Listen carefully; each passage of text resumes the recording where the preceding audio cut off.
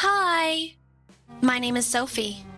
I was 26 years old when I finally asked my mother why she had spent my entire life choosing my sister over me.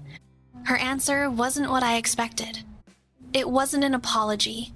It wasn't an excuse. It was a diagnosis. And the moment she said it, every single memory I had of my childhood collapsed and rebuilt itself into something I had never seen before. This is my story.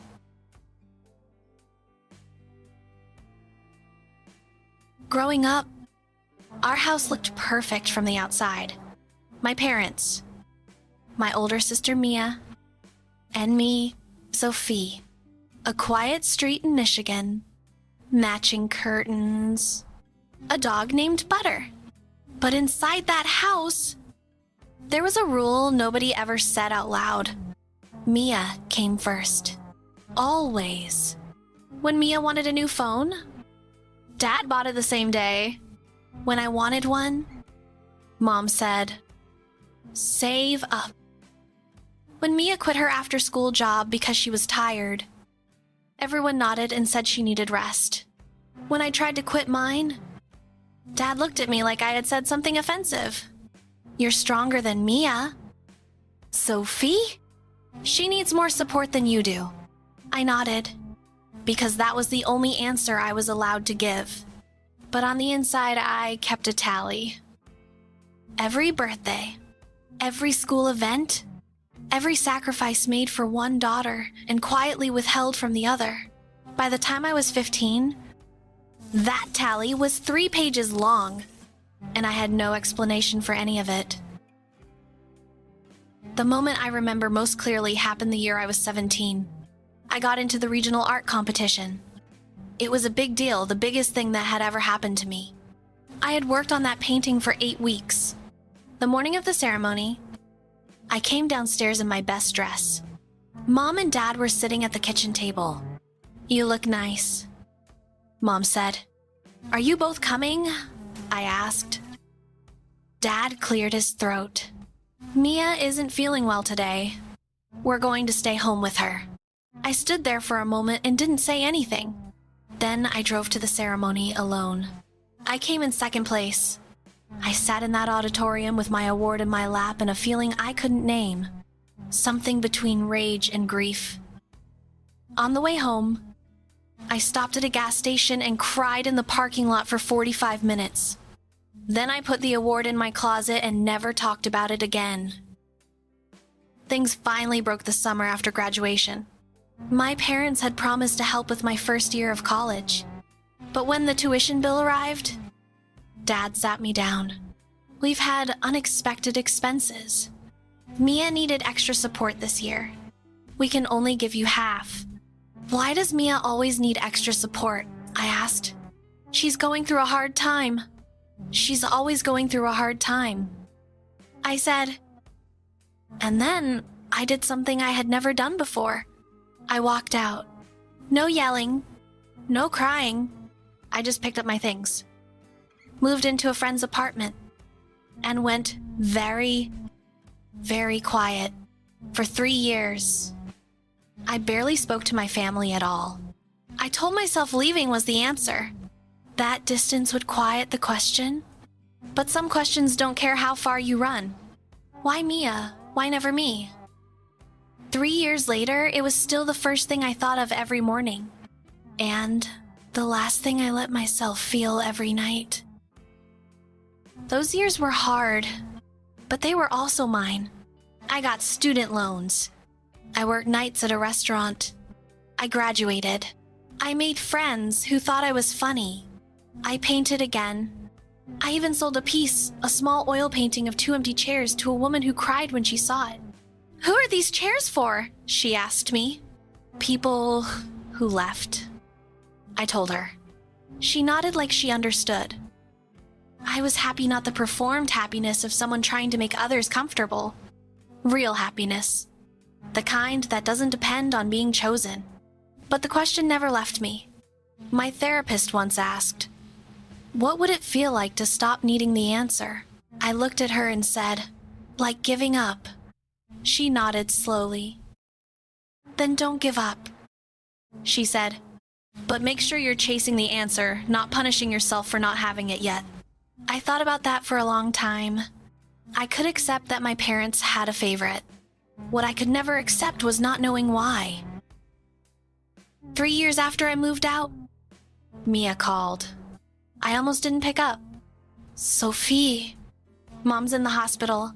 Just exhaustion, nothing serious. But Dad thinks you should know. I drove back that weekend. The house felt smaller than I remembered. Mom was pale and tired. But she smiled when she saw me. My Sophie. I sat by her bed and tried to remember how to be her daughter. That evening, while Mom slept, I went downstairs. Dad was sitting at the kitchen table, staring at a stack of papers. "What are those?" I asked.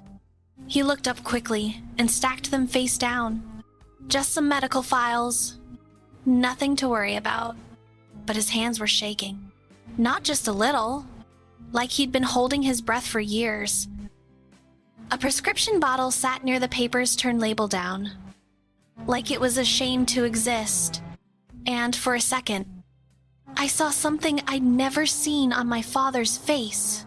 Fear, not of losing Mom, of what would happen if I asked one more question. I stayed for the weekend, and the more time I spent in that house, the more I felt something was off. Not with Mom, with Mia. She moved carefully, like the floor might crack under her. Her sleeves were pulled down over her hands, even inside, and she flinched at sudden sounds, a spoon in the sink, the dog's nails on the tile. One evening, I walked into the kitchen and found her standing at the window in complete darkness, completely still. The glass was fogged where her breath hit it. "Mia? You okay?" She turned around and smiled too quickly. Of course. Just tired. But her eyes weren't tired. They were guarded. Like she was waiting for something to happen. Later that night, I heard my parents talking through the bedroom wall. Not the words, just the tone. Low, urgent, afraid. The same tone they'd used my entire childhood whenever I asked too many questions. I lay in my old bed and stared at the ceiling. There was something in this house I had never been allowed to see, and I was done pretending not to notice. Because I realized something that night. This wasn't favoritism. It was a system. And whatever they'd built that system around, I was about to find it. The next morning, Dad took Mom to a follow-up appointment. Mia said she was going to lie down. And suddenly, the house was quiet in a way that felt staged. I didn't plan it.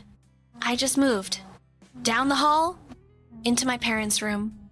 At the back of the wardrobe, behind a stack of sweaters, a shoebox, held shut with a rubber band that looked new, like it had been replaced recently.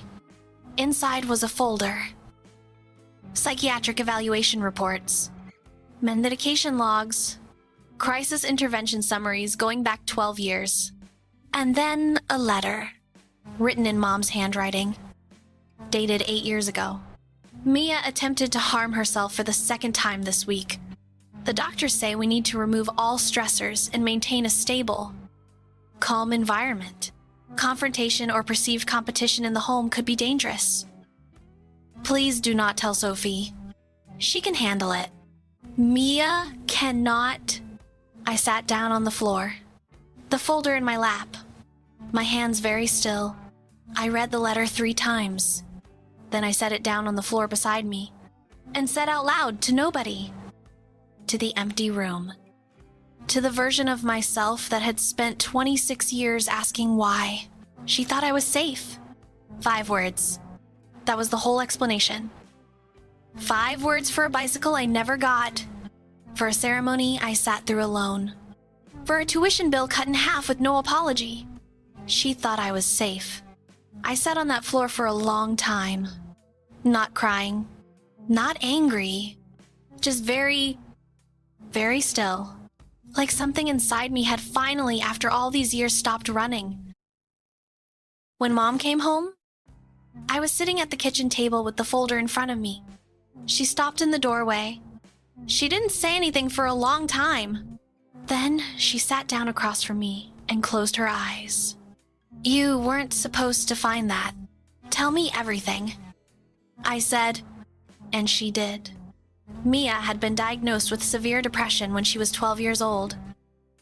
There had been 2 hospitalizations by the time she was 14. Every doctor, every therapist, every crisis plan had said the same thing: stability. No sudden changes. No pressure. No competition. My parents had been terrified for 15 years. Every art show they missed, they were calculating risk. Every time they gave Mia money I didn't get, they were following a care plan they had never shown me. Every time they called her fragile and called me strong, they genuinely believed they were protecting us both. "We thought you could handle it," Mom said quietly. "We thought you were safe." I didn't say anything for a long time. I thought about the parking lot outside that gas station, the award still sitting in a box somewhere in my old closet, the half tuition, the 3 years of silence. And then I thought about Mia, who had been fighting something invisible since she was 12 years old. Mia, who had been terrified of her own mind every single day. Mia, who had never asked to be the favorite. She had simply been the one they were most afraid of losing. "I'm not angry at her," I finally said, and I meant it. "But I am angry at you," I told my mother, "because you chose to protect her by keeping me in the dark. And that hurt me in ways you never had to see." Mom reached across the table and took my hand. She didn't defend herself. She just held on. That conversation didn't fix everything. These things never do. But I started talking to Mia again.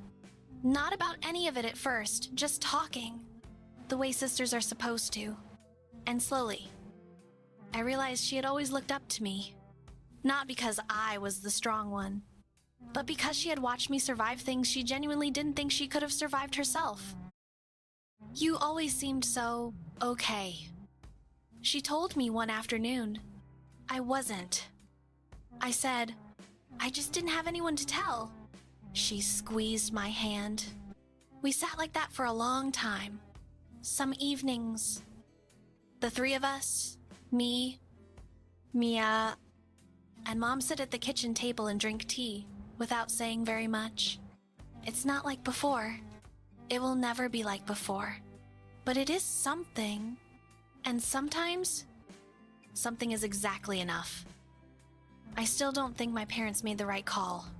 I think there was a version of this story where they could have told me the truth and I would have understood.